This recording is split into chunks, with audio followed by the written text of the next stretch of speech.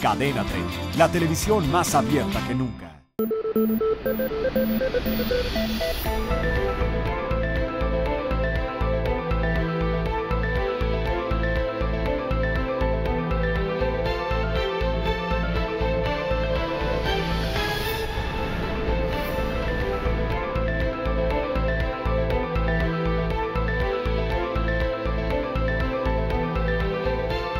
Muy buenas noches, soy Pascal Beltrán del Río, le doy la bienvenida a Círculo de Ideas. Esta vez me acompañan Pablo Iriart. ¿Qué tal? Buenas noches. Martín Espinosa. ¿Qué tal, Pascal? Compañeros, muy buenas noches. Y si ustedes me permiten, voy a presentar juntos a nuestros siguientes dos panelistas, porque aunque mucho los divide, hoy están unidos por una emoción deportiva. Humberto Musacchio y Ángel Verdugo. Los dos le van a Jamaica. Los dos le van a Jamaica. Los dos le van a los Yaquis de Obregón, con orgullo, campeones. Que nunca será suficiente, ¿no es así, paisano? Claro, paisano. Los Yaquis. El abrazo. Se cumplió lo que ya se sabía. Una coincidencia. Felicidades, felicidades. Tenemos más coincidencias que diferencias. Bueno, también está con nosotros a lo largo de estas sesiones. Pepe Buendía. ¿Cómo están? Buenas noches todos. Y José Luis Vargas. Hola, Pascal. Hola, compañeros. Pues muy bien, arrancamos con el programa. El Consejo General del Instituto Federal Electoral devolvió el informe sobre el gasto de los partidos políticos en las pasadas elecciones. ¿Qué esperan ustedes sobre lo que suceda con el nuevo informe? ¿Será igual? ¿Le quitará responsabilidad al PRD? ¿Perjudicará al PRI? Pepe, buen día. Bueno, por lo pronto ha dejado al instituto nuevamente en una crisis, como ya viene sucediendo en varios procesos electorales. Termina el proceso electoral y el instituto nuevamente se mete en una crisis en la que pues, estamos hablando de si fracasó o no el nuevo modelo de fiscalización, si es necesario y cómo cambiar a los consejeros electorales. 4 de ellos deben ser reemplazados en octubre, si es necesario una nueva reforma electoral para corregir e incrementar las prohibiciones que se vienen dando en el instituto desde hace una década, y uno de repente voltea y pregunta y dice, a ver, ¿qué es lo que está fallando o ha fallado en los últimos institutos respecto al que sí funcionó? Por ejemplo, el del año 2000. ¿Qué es lo que sí estuvo bien ahí? En términos de que los partidos políticos no intervinieran como hicieron después, que se mantuvieran los consensos. ¿Fue un asunto de hombres? ¿Fue que los hombres estaban a la altura? ¿La camiseta la sabían llevar bien? ¿O es un asunto de, digamos, de desgaste institucional? Creo que esta es buena parte de la crisis que ha generado el informe de fiscalización. A ver, Pablo, menciona Pepe Buendía que a lo mejor esto podría dar lugar a una nueva reforma electoral, pero ¿no se había cambiado justamente el proceso de fiscalización para quitarse a los consejeros y darlo a una unidad autónoma? Mira, me parece que una reforma electoral para la fiscalización sería un absurdo.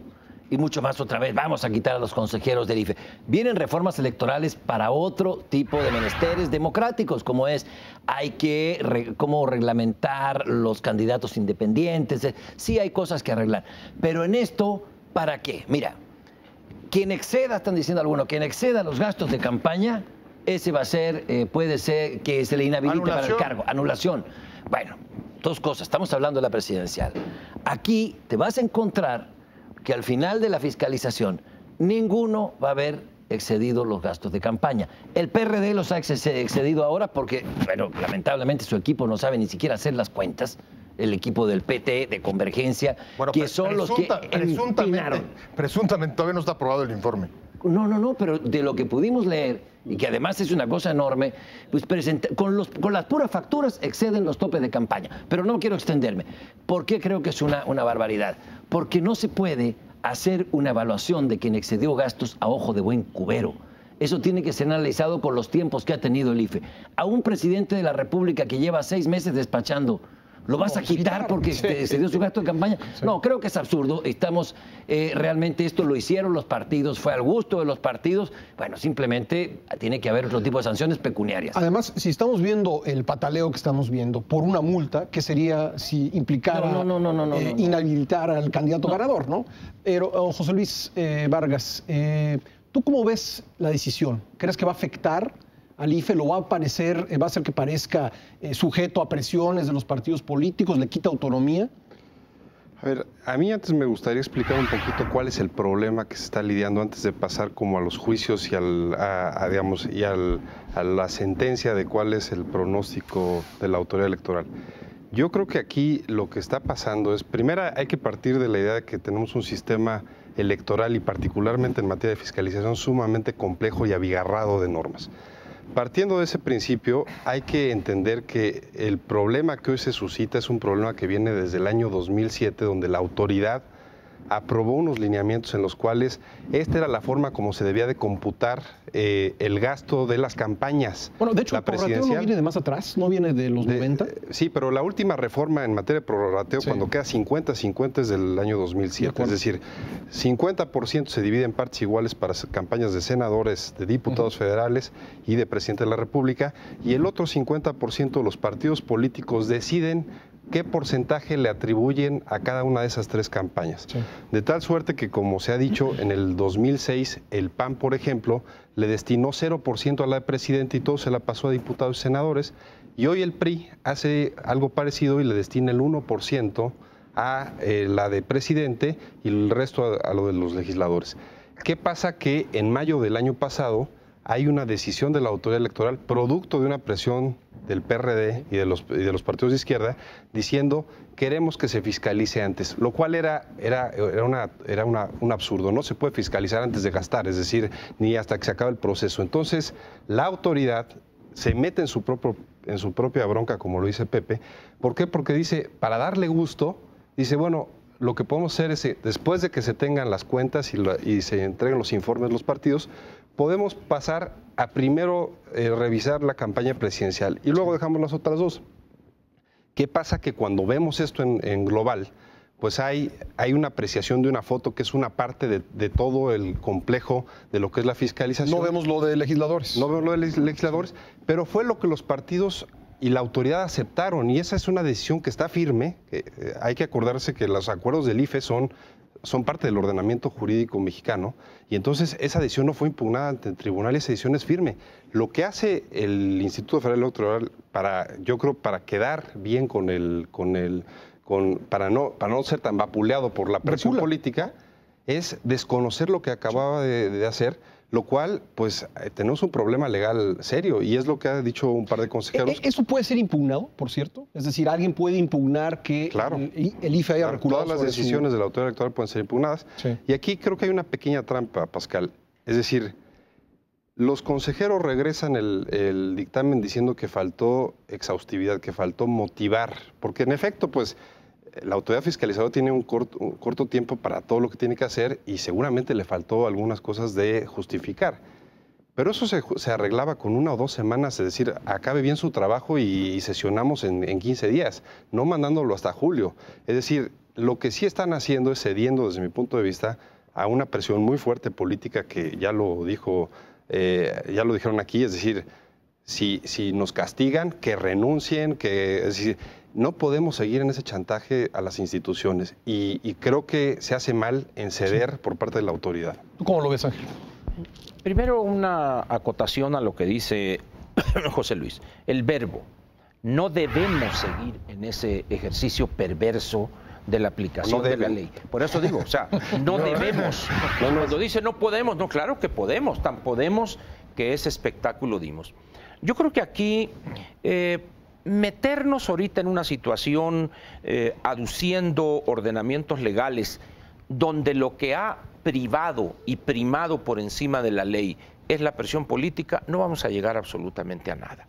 Lo estamos viendo ahorita. Lo que vale también la pena recordar es que no se está juzgando a los candidatos. Los gastos tienen que ver con los partidos, con las organizaciones, de tal manera que sorprende la posición de López Obrador, no, que a mí esto... No, es que el problema, repito, no es con la persona que fue nominado candidato y participó en las elecciones, es la organización la que está siendo juzgada por hacer mal las cuentas o por haberse excedido en los gastos de campaña. Entonces, yo creo que estamos aquí ante una situación donde privilegiamos la política, es que si se enojan, se van a ir del pacto. pues bueno, pues entonces quiere decir que el pacto está sujeto a una cantidad tal de presiones o de chantajes inimaginables que yo no sé para qué lo firmamos. Entonces, es una situación que raya asunto casi... de verbo, firmamos. Así es. Lo firmaron. Lo firmaron. Pues, o sea, cuando dicen firmamos, es el país entero, pues. Fue influyente, pero no alcanzó de acuerdo, para tanto. está bien. Martín Espinosa. Firmaron. Yo creo que estamos Déjame, pagando... ¿me permites terminar? Sí. Terminar, decir lo siguiente. Yo creo que por ese camino a nada vamos a llegar. Yo creo que valdría la pena mejor dejar que se regodeen en ese cochinero los consejeros, los representantes de los partidos y a ver qué resulta. Porque ante las presiones políticas y ante los intereses que se mueven entre todos los partidos con registro, ahorita pues no sabemos qué engendro monstruoso va a salir. Gracias.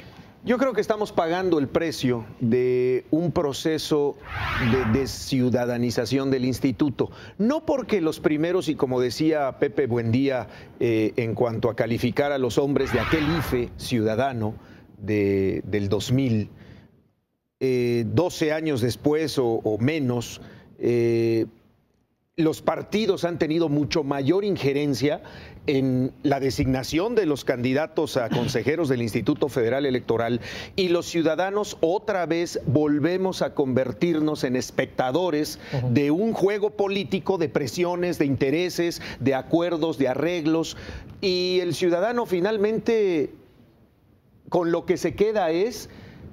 Las presiones obligaron a los consejeros a recular, a echarse para atrás y a ver ahora qué pasa y a ver ahora qué cuento nos venden a los electores, que somos los que finalmente al día de la elección vamos y colocamos nuestro voto a favor de tal o cual candidato.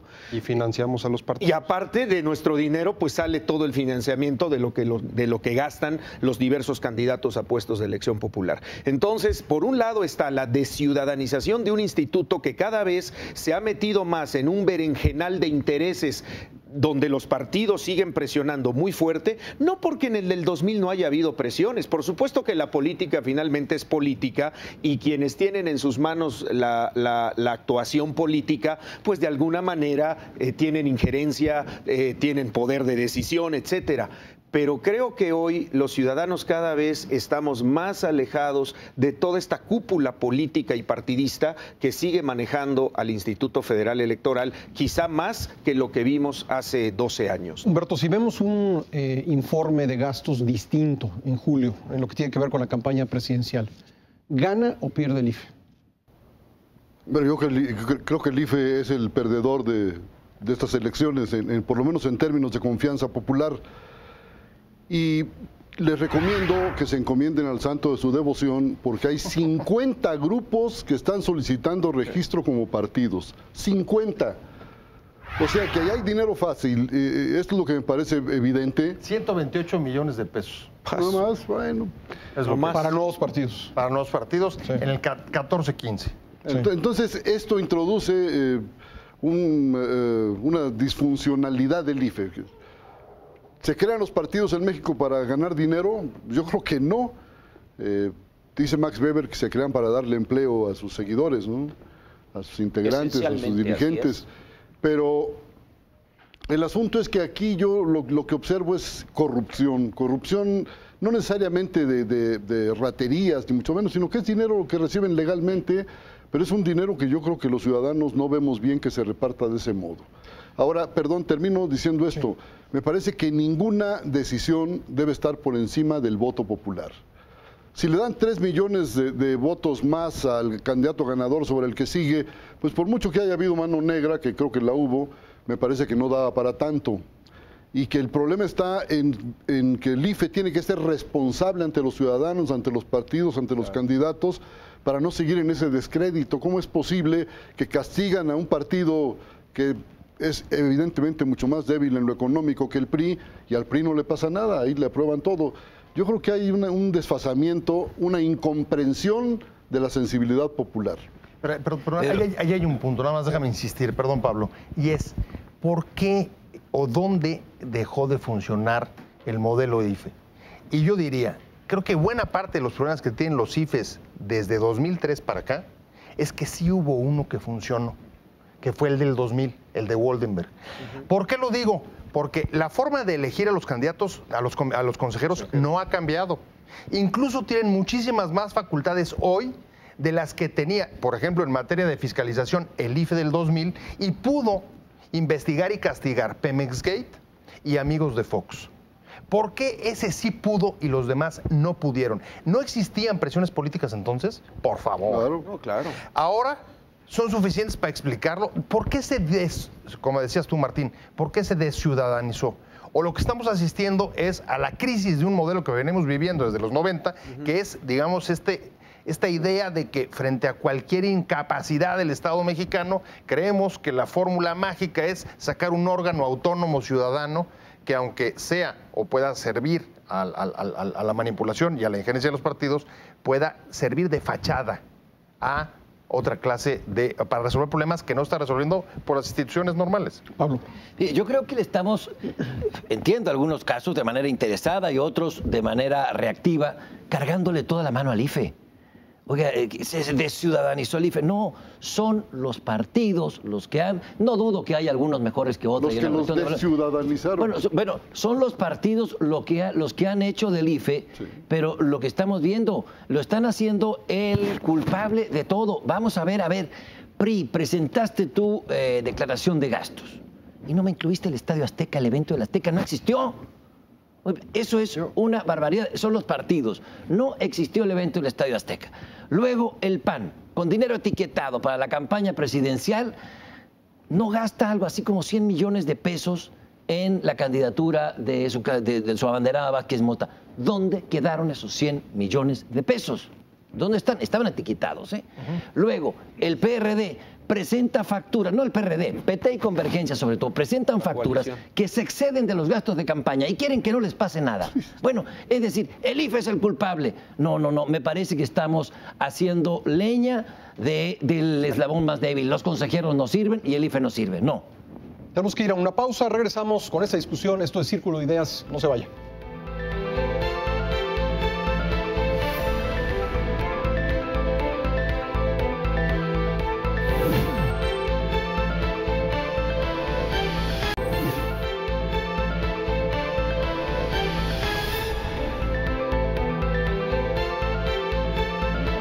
Uno seguro. Regresamos a Círculo de Ideas, estamos hablando del IFE, durante la pausa se puso muy buena la discusión, vamos a retomarla, José Luis.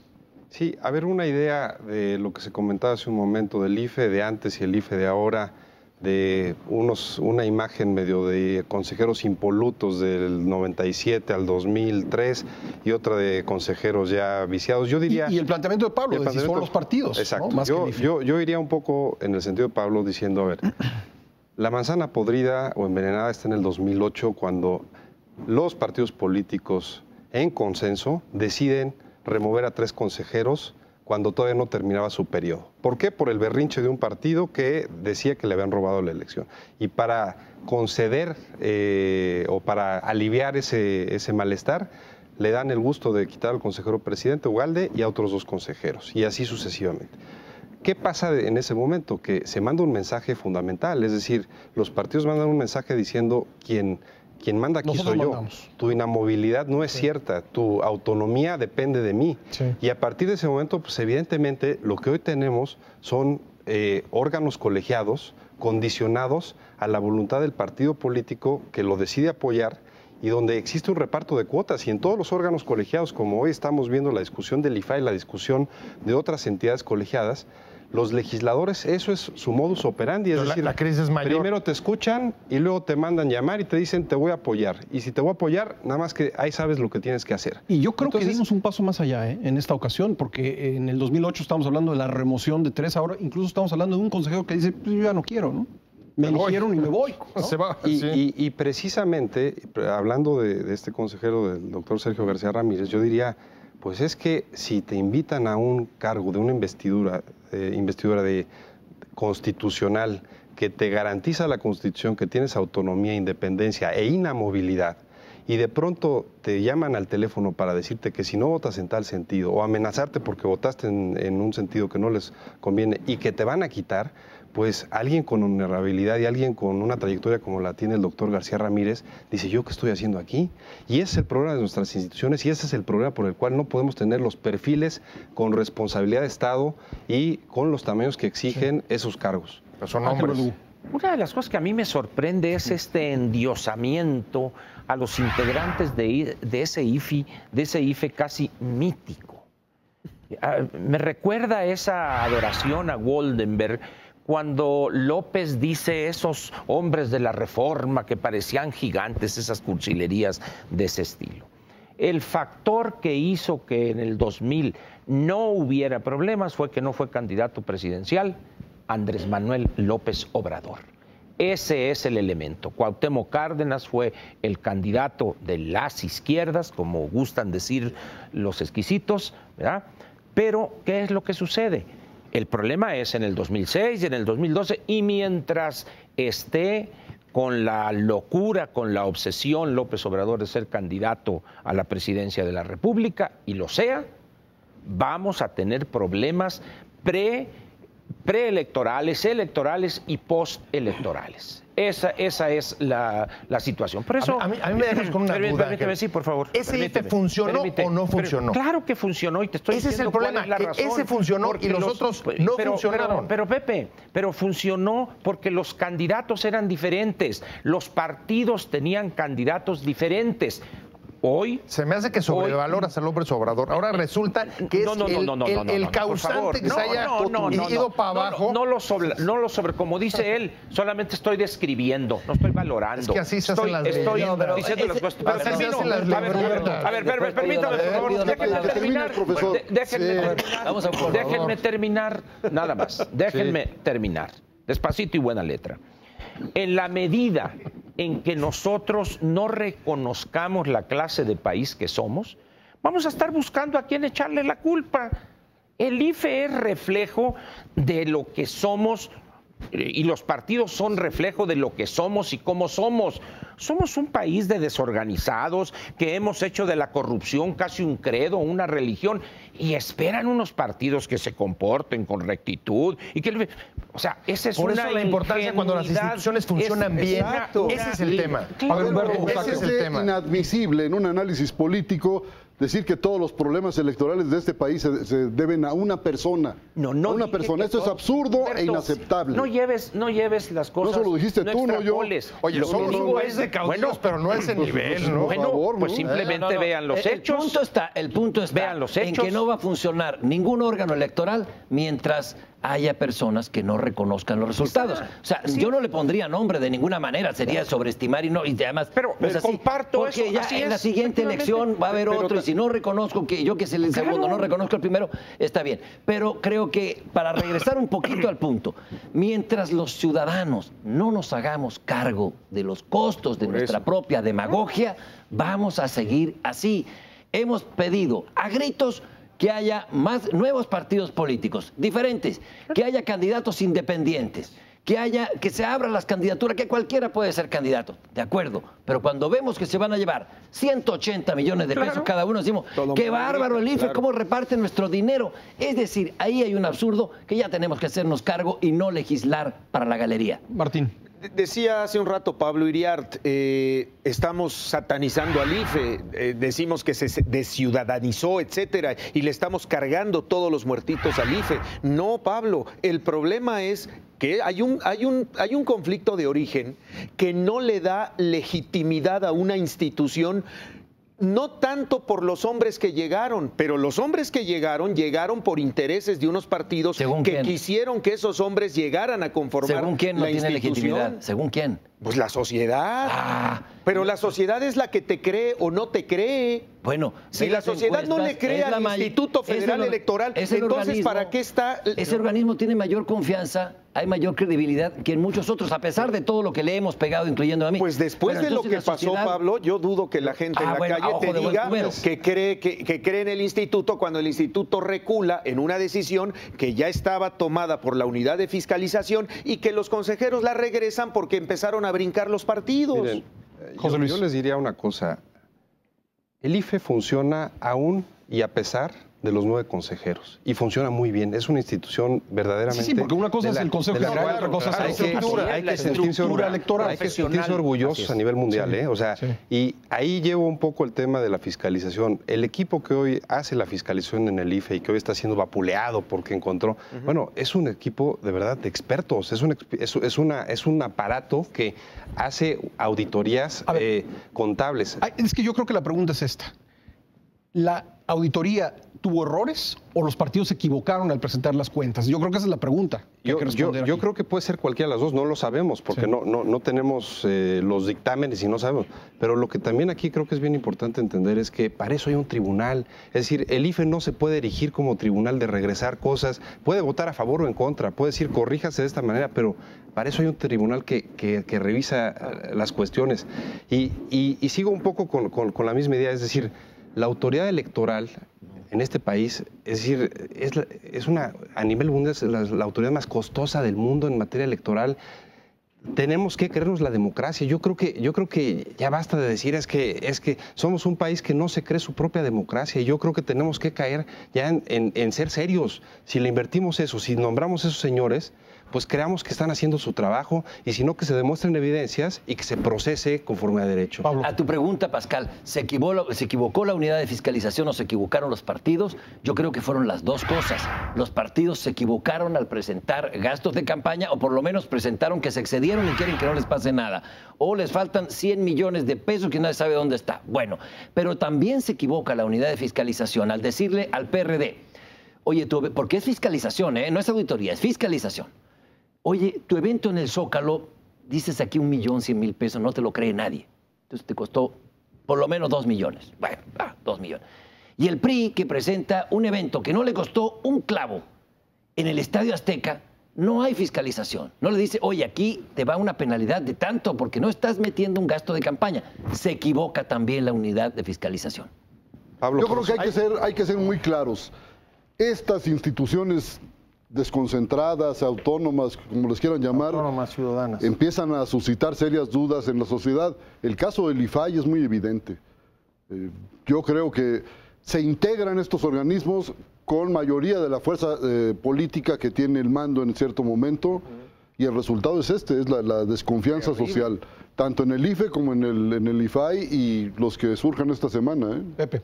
Hay una cosa que es clara de tu pregunta y es, independientemente de quién tenga o no razón sobre un asunto técnico, que además tiene criterios que pueden ser incluso hasta subjetivos como por ejemplo la parte de las prerrogativas que se distribuyen según a quién beneficia la campaña, si a diputados, senadores o a la presidencia.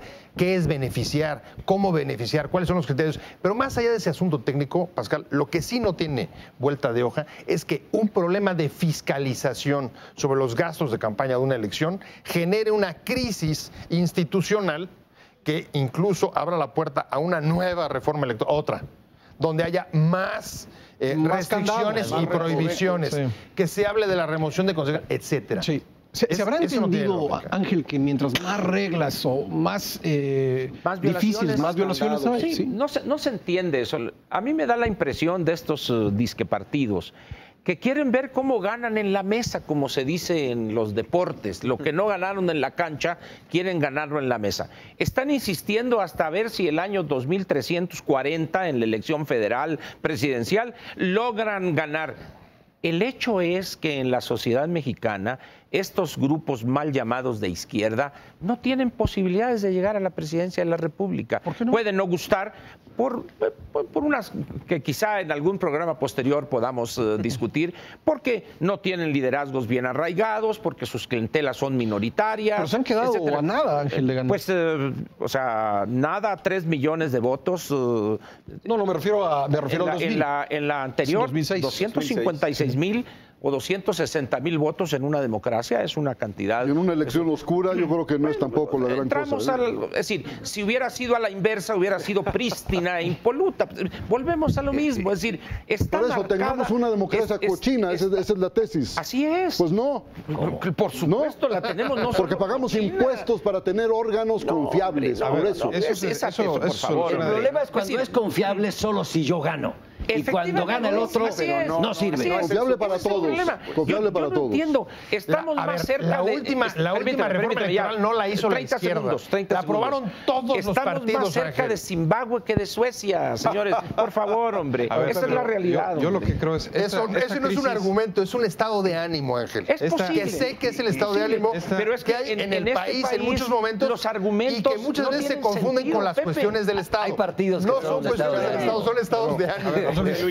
Yo creo que la crisis en la cual hoy está la autoridad electoral se soluciona muy fácil, pero a todo mundo le da miedo hacer lo que es quitar el financiamiento público y que el financiamiento sea privado. Consigan su dinero para que lo gasten y generamos Pero entraríamos a otra discusión. Sí, entramos a otra discusión. Pero eso devolvería la confianza de los ciudadanos. Bueno, a ver, eso devolvería la confianza. No es más significativa, ¿no? Estaríamos en otra lógica en la cual, para empezar, En una lógica plutocrática. me estarían ese es el explicando, problema. entonces ya hoy, ¿para qué sirve una autoridad fiscalizadora? Lo que es lo que diría. Eso lo pueden poner hoy, ¿eh? Es decir, no requiere del financiamiento público y seguramente lo ponen en muchos aspectos. Es decir, no, indudablemente que para no desviar el tema a otras discusiones que podrían adoptarse en otro programa, finalmente yo creo que hay que mejorar mucho de lo que hemos recorrido del 2000 al 2012. Creo que esto nos deja como experiencia que se necesita caminar todavía mucho más en materia democrática, que las leyes pues son perfectibles y más con esto que estamos viendo últimamente. Y finalmente, en la medida en que le abramos más a la participación ciudadana en procesos electorales y no limitemos a la participación de la vida política nada más a las instituciones legalmente constituidas para ello, que son los partidos, vamos a meterle un poquito más de oxígeno a esto y poder hacer más transparente por un lado y por otro lado más eficientes nuestras autoridades electorales y de partidos y de instituciones políticas en una competencia más equitativa dentro de esta democracia que queremos alcanzar. Y que no juguemos como la selección contra Jamaica la semana pasada. Exactamente, porque si no... Vamos a ir a una pausa, pero regresamos con más aquí en Círculo de Ideas. No se vaya.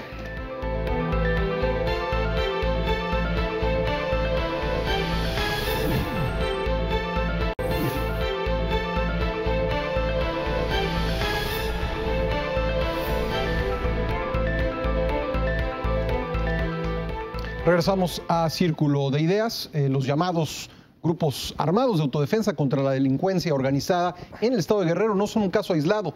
Ya antes se han registrado estructuras parecidas en otras partes del país. Sin embargo, no solo están vigilando, sino también están haciendo juicios comunitarios.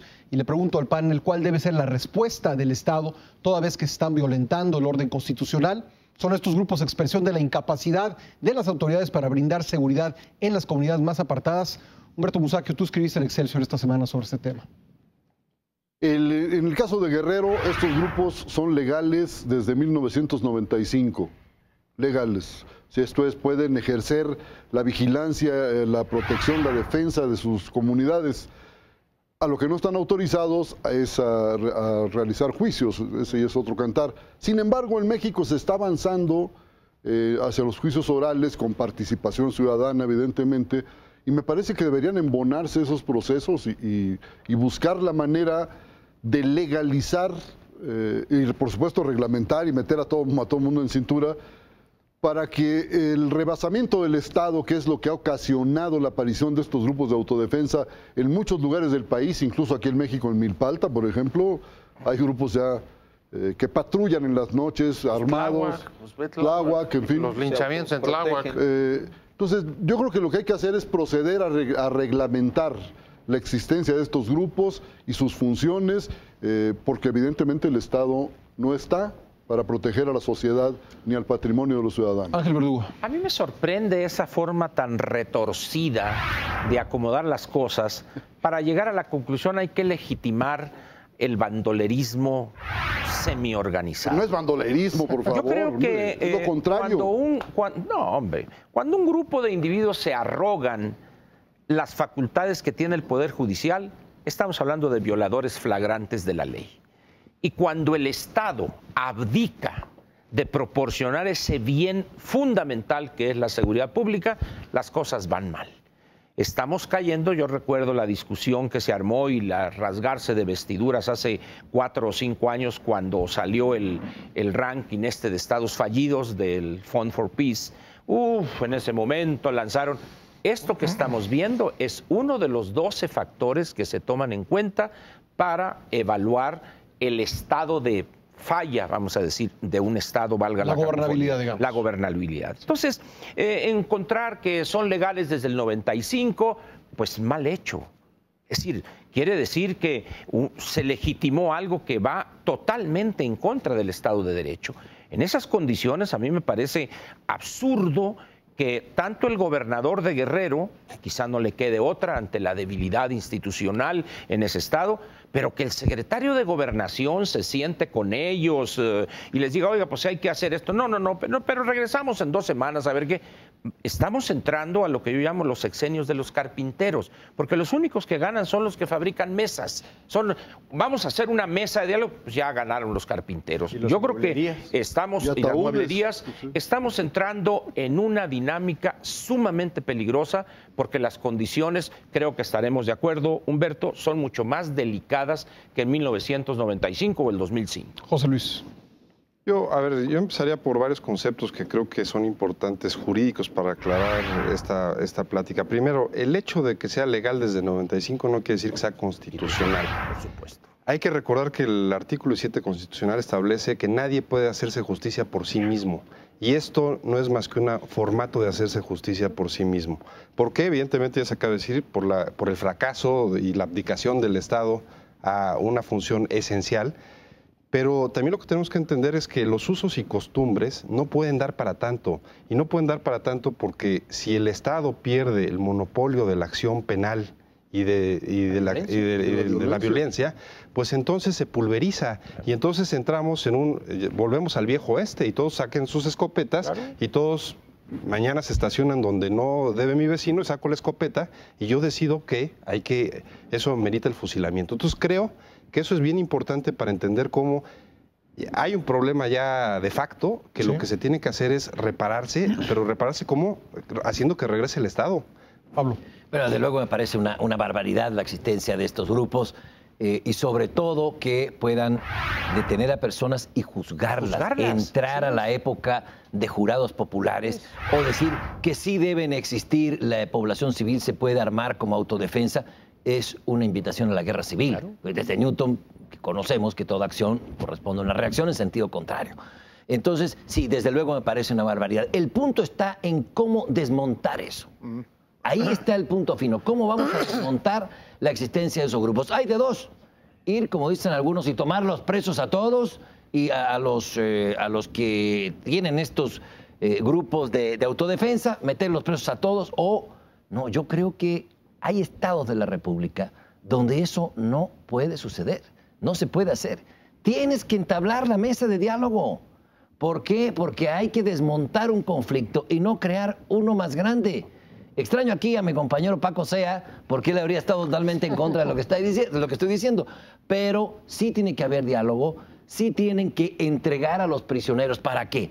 Para que no lleguemos al extremo de que los juzguen particulares y los condenen particulares. Tienen que entregar al Estado porque arrasa con ellos y vas a favorecer a otros. Es decir, México es un país complejo. Pero la función policíaca sí se las dejarías. No, yo creo que todo eso es una barbaridad. La función policíaca la debe ejercer el Estado. Pero no la ejerce. No funciona. No la ejerce en muchos lugares. Dejamos que sigan las violaciones, los robos, los asesinatos. Bueno, este es el problema. Eligieron a un gobernador y espero que le pidan cuentas, pero si no nos apegamos a lo que dicen las leyes, entonces entramos a una etapa y un terreno de barbarie, Humberto. Pepe. Estoy sintiendo a la mesa un poco conservadora, francamente. Lo primero que creo que hay que decir es, evidentemente, coincido con Humberto, si no partimos de entender el grado de impunidad que hay en la sociedad mexicana, la cantidad de delitos que no se denuncian, que menos se juzgan y que luego, incluso sancionados, se sueltan, no podemos entender lo que está sucediendo. Punto número 2. En las leyes y convenios internacionales, sobre todo tratados de derechos humanos, se reconocen ciertas formas de policías comunitarias, sobre todo cuando se trata de pueblos originarios. Al igual que ciertas formas de justicia, digamos, de tipo redistributiva y de impartir, digamos, ciertas soluciones dentro de algunos tipos de delitos, efectivamente. Pero no retenes en carreteras federales, como está sucediendo. Sí, esas son novedades. Hacia allá voy. ¿Puedo una anécdota rapidísima? Hacia allá voy. Rapidísima. Hacia voy. Cuando se termina la guerra cristera, el general Cárdenas le da una solución extraordinaria. A todos los coronelos, los que eran coroneles y tenientes del ejército cristero, les da su grado y les da su pensión. Por ahí tiene que haber. El país es complejo, no se puede decir todo sí o todo no. A estos policías comunitarios, entonces ponles la charola y dales una responsabilidad. Ahí vamos, hacia allá voy, justo hacia allá voy. Las comunidades, si uno toma contacto con ellas, están contentas en la impartición. Primero con la policía comunitaria, porque creen y confían en ella y no en las instituciones estatales. Y además, en muchos de los casos, ciertas formas de justicia, por ejemplo, en el caso de las comunidades indígenas, en las que las sanciones son trabajo comunitario, también están de acuerdo. ¿Dónde entra el problema? Entra el problema cuando se afectan derechos constitucionales como el tránsito, como el de vía, como decía José Luis, o cuando, lo que acaba de ocurrir en Guerrero, se presentan 54 detenidos presuntamente vinculados a delitos que tienen que ver ya, delitos graves como el secuestro o como el crimen organizado. Y ahí sí la pregunta es, ¿da la policía comunitaria o los juicios populares de la comunidad para entrar a delitos graves? Ese es para mí el punto. Martín. Tocaban hace un rato el tema de la época cristera, Pablo.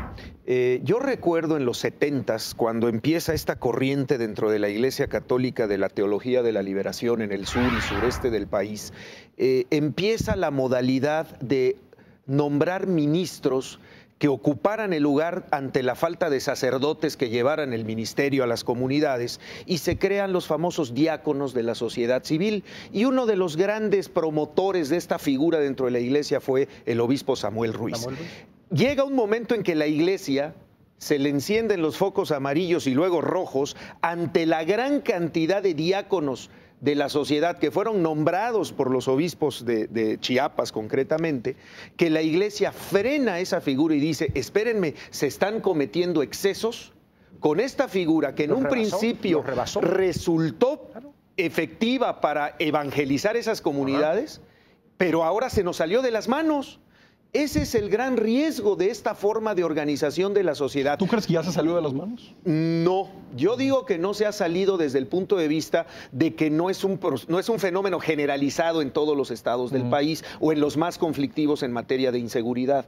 Pero el riesgo que corremos es que esto, con el paso del tiempo, primero la sociedad las avale y diga, claro, hay que organizarnos ante la falta de acción del Estado, pero que en un momento dado, para como somos en la sociedad mexicana, estos grupos se arroguen funciones que no les corresponden, y entonces nos metemos al problema constitucional del que estamos hablando. Yo creo que... Iba a decir ingenuidad, pero lo retiro porque luego... Sí, es que ya sería la tercera. Miren, yo recuerdo cuando se crearon los municipios autónomos, cuando el conflicto de Chiapas y la ley de conciliación y pacificación, la famosa COCOPA, la ley, etcétera. Concordia y pacificación. Concordia y pacificación. Pues todo el mundo avaló, ¡ay, qué bonito eso! Algunos cuantos dijimos, cuidado, porque eso va a traer consecuencias. Lo estamos viendo años después. Al final de cuentas, el Estado, en el momento en que abdica de su función fundamental, que es proveer el bien público por excelencia, que es la seguridad, las cosas se descomponen. Quizá de manera inmediata no se vean las consecuencias, pero como en el caso de los diáconos, ve a dónde llegó esa situación. Entonces, estamos ante una situación que yo difiero de Martín, creo que ya se salió de control. Entonces, sí. ¿Qué es lo que hay que hacer? El Estado tiene que retomar eso. No puede no hacerlo, no debe, perdón, no hacerlo, porque las consecuencias serían y van a ser, si seguimos así, desastrosas. José Luis, ¿están relacionadas la aparición de estos grupos y la discusión que ya lleva años de la incapacidad de las policías municipales y la necesidad de crear mandos únicos? Yo creo que sí, y yo creo que, digamos, tenemos que precisamente apostarle al sistema de seguridad. Si es ineficiente, pues hay que corregirlo, pero lo que creo que estamos ahorita platicando me parece que es como una discusión de la época de D'Artagnan, en la cual estábamos viendo si los tres mosqueteros tenían autoridad del rey o no. Es decir, creo que estamos un poco en esa discusión. Creo que esa discusión ya se superó hace mucho. Es decir, quien tiene la autoridad, la autoritas del Estado para la acción penal y punitiva, pues tiene que tener su placa, tiene que tener su pistola. Estas personas no lo tienen. Es decir, ahí no la quieren, incluso. Entonces, lo primero que hay que hacer es pedirles el arma de regreso y pedirles el arma porque no tienen que por cierto, hay gente que no se sorprende. Yo sí, ¿de dónde salen tantas armas? Exacto. Bueno, hay una gran cantidad de armas. ¿Con qué cara se lo van a pedir? ¿Con qué cara el Estado puede desmantelar estos grupos si no es capaz de darle a la sociedad el derecho fundamental de defensa? Aún más, si no desarma los grupos delincuenciales. Claro, ya creaste dos problemas. Es que si me permiten, iba para allá. Es decir, si no partimos de ese principio de regresar al orden, entonces, ¿con qué autoridad podemos decir que hay policías buenos no legales y policías malos no legales? Es decir, el crimen organizado hace exactamente lo mismo en sus municipios, en la sierra. Y con es decir, recursos. son autoridad, hay que pagar peaje, y esos son malos, pero los de Guerrero, como sí defienden a ciertas personas, esos son buenos. Entonces, entramos en una cuestión que yo creo que tenemos que apostarle al orden y al sistema. A ver, pero el orden está en crisis, este es el problema. Estatal y hay federal. una crisis general de las instituciones en México. Pero esa no es la solución. Lo que estamos aquí discutiendo, o lo que se está poniendo en la agenda política nacional, es si ese tipo de soluciones son efectivamente las soluciones. Es decir, ese problema lo resolvimos. Bueno, acabamos ahora en Querétaro de cantarle loas a la Constitución. Está claramente planteadas las funciones.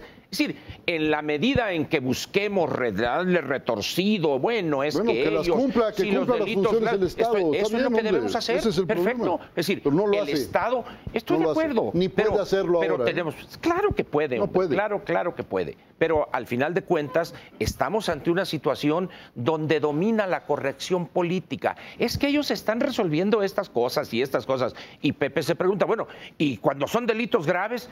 Es que el problema no es si son delitos graves o delitos leves.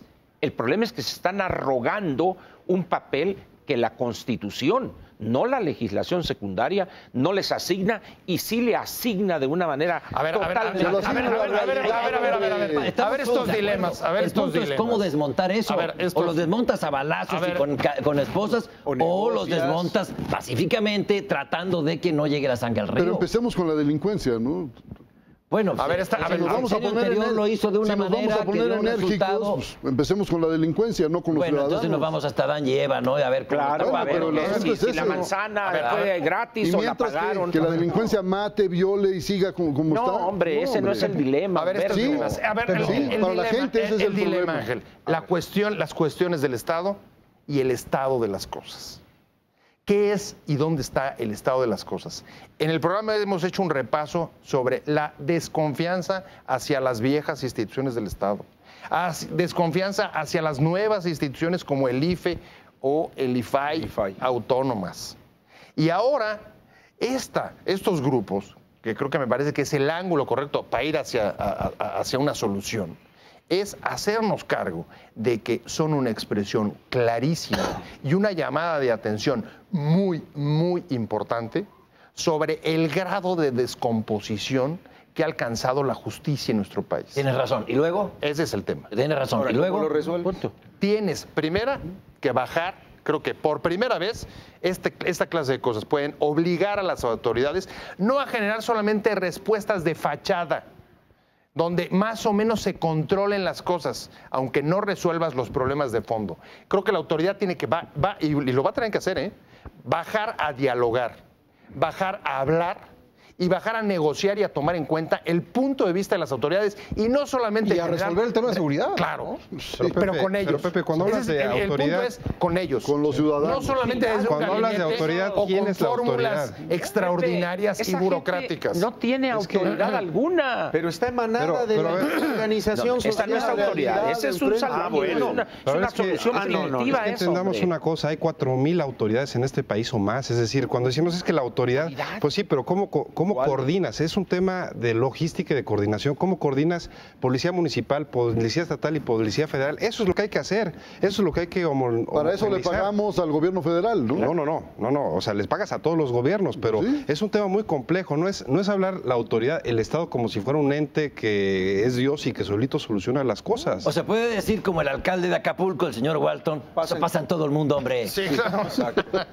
¿Tenemos un Estado autoritario todavía o no? Eso es lo que hay que desmontar, el Estado autoritario. Pues es que es una contradicción. La pregunta no la veo, o sea, es decir, no mezclemos el amor con las ganas de ir al baño, hombre. Si tenemos un Estado autoritario o no. O sea, el problema es mucho más práctico, más. Absolutamente. O sea, el Estado mexicano ha entrado desde hace varios años, unos dicen que muchos, otros dicen que pocos, pero ha entrado en un proceso de abdicación de tareas que le son monopólicas. El problema del uso monopólico de la violencia, Humberto ha insistido en este programa en la cuestión de la delincuencia organizada, etcétera. El Estado ha cedido espacios cada vez mayores al grado de llegar situaciones a establecer una especie de impuestos, derecho de piso, etcétera. A ver, Ángel, para terminar. el manejo político de la justicia es el mejor ejemplo de que ciertas actitudes autoritarias no se han desmontado. Ese es el tema. Pepe, o sea, no es eso lo que estamos. En otro programa discutiremos si es un Estado autoritario el Estado mexicano o no. Para cerrar. Después de este programa, por lo visto. Yo creo que el Estado tiene los elementos para enfrentar el problema y resolverlo.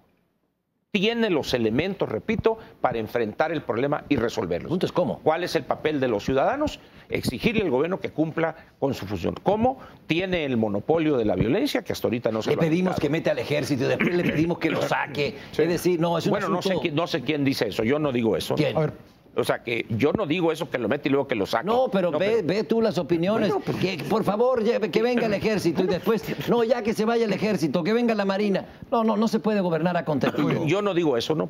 Aclaro nada más. muy bien, pues así terminamos otra emisión más de Círculo de Ideas. Soy Pascal Beltrán del Río, lo espero el próximo domingo a las 9 de la noche aquí por Cadena 3. Muchas gracias a nuestros panelistas y a usted en casa por seguir el programa.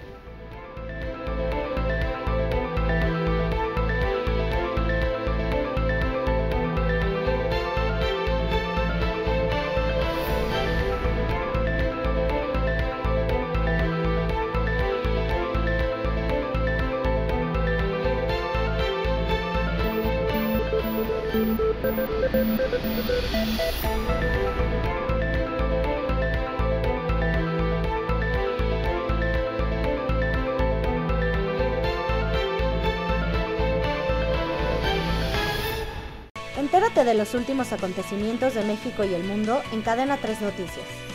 Síguenos en Facebook como Cadena 3, en Twitter como @Cadena 3-MX y suscríbete a nuestro canal de YouTube Cadena 3 Noticias e infórmate de los videos que a ti te interesan. ¿Quieres ver más? Te recomendamos estos videos.